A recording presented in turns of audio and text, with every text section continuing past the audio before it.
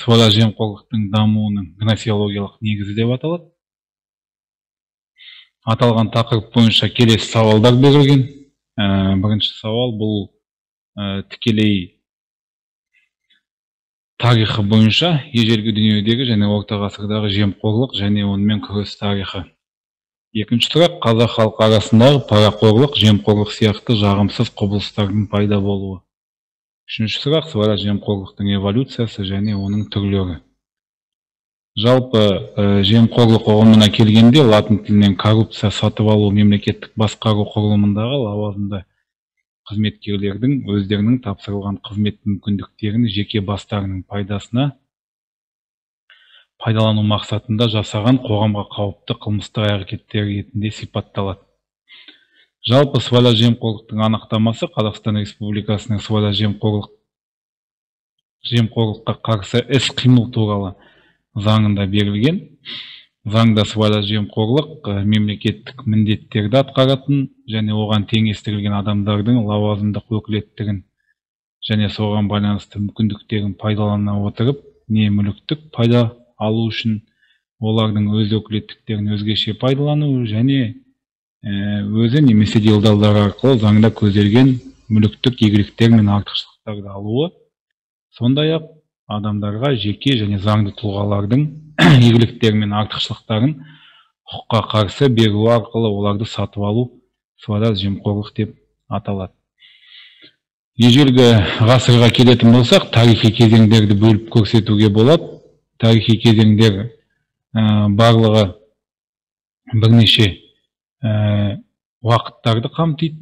Негізгі анықтамасы ғалымдардың бірі Ағыбаевпен берілген, міне көрсеңіздер болады. Сыбайлас жемқорлық бұл кез келген лауазымды тұлғаның өзіне және басқа заңсыз жолмен пайда әкелу мақсатында жасаған қылмысы ретінде сипаттайды.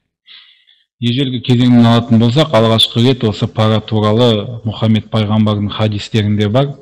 Пара алған адам пара бергенде Алла тағаланың қарғысына ұшырайды деген ереже көзделген. Бұл да тарихи ескерткіштердің бірі. Келесі тарихи ескерткіш бұл шумерлік сына жазуларында Оракегиннің өз қызметтері үшін сыйақы дәметкен соттар мен шенеуніктердің әрекеттерін тыюға тырысқаны туралы айтылған. Яғни бұл үшін де жаза көзделген. Біздің заманымызға дейін 3-2 мыңжылдықта Мысыр өзені аралығында Үндістан, Қытай, Иудей халықтарының діни кітаптарында да жемқорлық туралы айтылған. Карфаген, Рим империясы, Византия, Осман империясы секілді өз заманында құдіретті мемлекеттердің ыдырап жойылуы да осы сыбайлас жемқорлыққа байланысты болған. Себебі параға сатып алу, яғни ешқашан жақсы, яғни жолға әкелмеген екен. Орта ғасырда Европа жаппай сыбайлас жемқорлыққа тартылды. Католиктер, дінбасылар қарапайым халыққа индульгенцияны сату жолымен жемқорлыққа ие болды. Тіпті жемқорлық үшін талай діндар инквизиция сотына тартылып, оларды өртеу тоқтатылмады. Нәтижесінде жемқорлықтың кеңейтер орын алуы діни рыцарьлардың ұйымында да, тамплиер орденінде де орын алып, оның ыдырауына алып келген. Біздің ең жақын көршіміз Ресейде жемқорлықтың басталуы 9-10 ғасырда Киев Русі құрылғаннан бастап белгілі болған. Князьдер жергілікті жерде өз қызметтеріне жалақы төлемегендіктен олар қарапайым халықтың үстінен күнкөріс көзін табуға мәжбүр етіп ақшаларды алып отырған, яғни қосымша салықтарды оларға салған. 15 ғасырдан бастап сыбайлас жемқорлық Ресейде қалыптасқан жүйеге айналады. 1497 жылы Русь мемлекетінің заңдар жинағында судебнигінде пара алған үшін сотты лат деп көзделген еді. 1550 жылы шыққан судебникте парақорлық кеңірек қамтылған. Пара үшін сотталған тараптар сөздерін бұрмалаған үшін баяғылар, яғни жауапқа тартылатындығы туралы нормалар пайда болды. Ресейде сыбайлас жемқорлыққа қарсы жаппай күресті бірінші болып Петр I бастады. Сыбайлас жемқорлықтың мемлекеттің іргетасын шайқайтын зұлым күш екенін түсінген бірінші Петр бірнеше заң қабылдап, 1713 жылы осындай қылмыстар үшін өлім жазасын белгілеген еді. Тарихи кезең, яғни орта ғасырда осылай қалыптасты. Келесі кезеңге көшетін болсақ, бұл сыбайлас жемқорлықтың орын алуына байланысты жемқорлық жалпылама белгілерге тән. Оны тарихи айтуға болады, қазақ әдетінен қалыптасқан. Мұнда міндетті түрде лауазымды адам, ақша немесе мүлік сипатындағы пара алу, пара беруші арасындағы қарым-қатынас қалыптасады деп көзделген.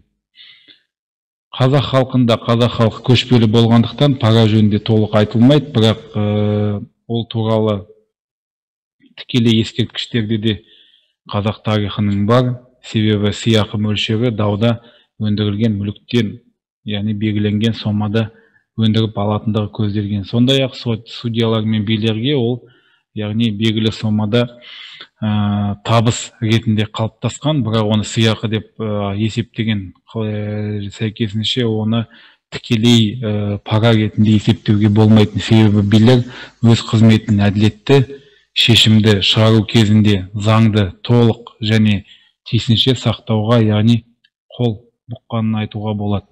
Ресей империясына 1822, 24, 1867, 68, 1886, 1891 жылы жүргізілген реформаларға байланысты Қазақстан территориясы ыдырап, Ресейдің заңына бағына бастады. Сол кездегі сот реформаларының нәтижесінде көптеген рулық тайпалық, яғни басшылар орындарды сатып алу сияқты жағдайлар орын алып отырды. Сұлтандар, билер тарапынан да заң бұзушылықтар орын алды, бірақ көпшілігі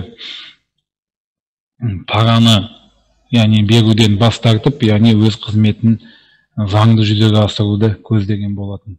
1890 жылдары болыстық орын үшін берілетін пара мөлшері 9000 сомға сәйкес деп көзделген екен. Түркістан өлкесін тексеру үшін Ресей сенаторы құрған комиссия басқарған сенатор граф Полениннің есебі негізінде жасалған әскери министрліктің шешімінде осы параның сомасы туралы тексеріс нәтижесінде белгілі болған еді. Кейіннен кеңестік заманда, Сталин заманы, тоқырау жылдары Брежневтің бұның барлығы, яғни тікелей сатып алу, пара алу орын алмаса да, бірақ көптеген баптар бойынша кеңестік үкіметінде пара алу, пара болуда делдал болу, лауазымдық қылмыстар жасау сияқты баптар бойынша қатаң заң көзделген болатын. Қазіргі кезеңге келетін болсақ, яғни эволюциясына, яғни сыбайлас жемқорлықтың даму тарихының эволюциясында оған күрес жөнінде атақты француз философ Шарль Луи Монтескье көптеген ғасырларда тәжірибеде көрсеткендей, қолында билігі бар адам қылмыс жасауға бейім тұрады және тиісінше сол бағытта әрекет жасайды деп айтқан болатын. Қарт тарих шумерлер мен семиттер дәуірінде де мемлекеттік қызмет жүйесінде сыбайлас жемқорлық дегенді айтып көрсетеді. Мысалы, Лағаш патшасы Ирак жерінде іргесі қаланған ежелгі мемлекет Уракиганы шенеуніктер мен судьялардың жемқорлыққа салынуын айыптаған ең алғашқы патша болған екен. Сыбайлас жемқорлық және онымен күрес ежелгі заманда пайда болса да, яғни 2400 жыл бұрын өмір сүрген шумерліктерде де сыбайлас жемқорлық орын алды. Жемқорлықты айыптау мәселелері бірінші кезекте Құран мен Библияда бар. 4-ші ғасырда Индияда Арта Шастра трактатында жазылған болатын. Жемқорлықтың түрлері және онымен күрес тәсілдері талқыланған еді. Тарихи сыбайлас жемқорлық сәтті күресудің көптеген мысалдары бар. Францияда 18-ші ғасырдың аяғында Якибиндік диктатура қазасынан кейін билікті мемлекет тарихындағы ең сыбайлас басқарған жылдары Франция одан сәйкесінше құлдырады. Кейін билікке бірінші консул болып сыбайлас жемқорлықпен батыл күрес бастаған Наполеон болды. Бұл күреске қатыгездік емес, жазаның бұлтартпастығына сүйенген. Бірнеше ай ішінде Наполеон керемет жетістіктерге жетті. Сонымен қатар директория кезінде ұрланған ақшаларды қазынаға қайтарған болатын. Қазаққа жемқорлық қайдан келеді? Қазаққа жемқорлық, яғни алғашқы рет жыл сайын жүргізілетін есептер бойынша орын алған деп есептеледі. Қазақстан 2014 жылғы деңгей бойынша 140 орында, қазіргі күні 2019 жыл бойынша 128 орында. Бұның барлығы, яғни қазақ еліне өте сыңайы келмейтін жағдай. Қазақстан Республикасы сыбайлас жемқорлықпен күрес бағытында заңды қабылдады. Одан кейін сыбайлас жемқорлыққа қарсы іс-қимыл туралы заңды қабылдады. Одан кейін қазіргі күні Қазақстан Республикасында қабылданған актілерінің қатарында Біріккен ұлттар ұйымының конвенциясына қол қойылды. Сондай-ақ мына Стамбул конференциясына қол қойып, қазіргі күні қатаң сыбайлас жемқорлықпен күрес жүргізуді, яғни жүзеге асырып отыр. Ең қауіптісі осы сыбайлас жемқорлыққа біздің жастарды бейімделуіне мүмкіндік бермеу. Егер оны жүзеге асырсақ, онда келешек Қазақстан үшін бар деп айта аламыз. Егер қандай да бір яғни ақпарат белгілі болса, міне мұнда телефондар көзделген, хабарласуға болады сыбайлас жемқорлық бойынша.